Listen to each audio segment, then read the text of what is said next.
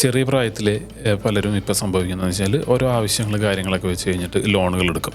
അതിൽ തന്നെ കുറേ പേര് ഹോം ലോൺ കാര്യങ്ങളൊക്കെ എടുക്കും. അപ്പോൾ ഈ ഹോം ലോൺ അല്ലെങ്കിൽ മറ്റ് ലോണുകൾ, എഡ്യൂക്കേഷൻ ലോണോ കാര്യങ്ങളൊക്കെ തന്നെ എടുക്കുമ്പോൾ സംഭവിക്കും അതിനൊരു നല്ലൊരു ശതമാനം പലിശയും നമ്മൾ കൊടുക്കണം.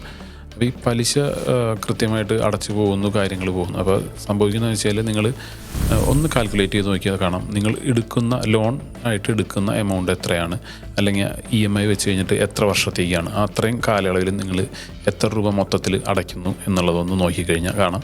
പലപ്പോഴും നമ്മൾ ലോൺ എടുത്ത എമൗണ്ടിനോട് അടുത്ത് തന്നെ, അല്ലെങ്കിൽ ചില കേസുകളിൽ എടുത്തതിനേക്കാൾ കൂടുതലായിട്ട് നമ്മൾ പലിശയായിട്ടും അടയ്ക്കുന്നത് കാണാം.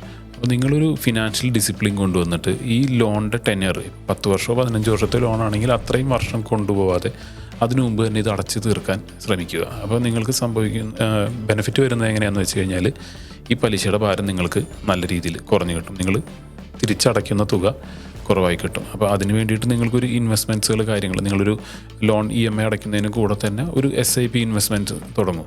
എന്നിട്ട് അത് കുറച്ച് വർഷങ്ങൾ കഴിയുമ്പോൾ ഇൻവെസ്റ്റഡ് ആയിട്ടുള്ള വാല്യൂ അതിന് കിട്ടിയൊരു അപ്രിസിയേഷൻ ഉണ്ടാവും. അതുകൂടി ചേർന്ന് റിഡംഷൻ എടുത്തിട്ട് ലോണിലേക്ക് തിരിച്ചടച്ചു കഴിഞ്ഞാൽ നിങ്ങളുടെ ഔട്ട്സ്റ്റാൻഡിങ് ലോൺ എമൗണ്ട് കുറയും. ഈ ഒരു രീതിയിലൊരു ഫിനാൻഷ്യൽ ഡിസിപ്ലിൻ കൊണ്ടുവരികയാണെന്നുണ്ടെങ്കിൽ നിങ്ങളുടെ കടങ്ങൾ കാര്യങ്ങളെല്ലാം നിങ്ങൾക്ക് വേഗം തന്നെ ക്ലോസ് ചെയ്തെടുക്കാൻ സാധിക്കും. അത് ക്ലോസ് ചെയ്യുന്നതിനേക്കാൾ ഉപരി നിങ്ങൾക്ക് നല്ലൊരു എമൗണ്ട് നീക്കിയിരുപ്പായിട്ടും ഫ്യൂച്ചറിലേക്ക് ഈ രീതിയിൽ ക്രിയേറ്റ് ചെയ്തെടുക്കാൻ സാധിക്കും.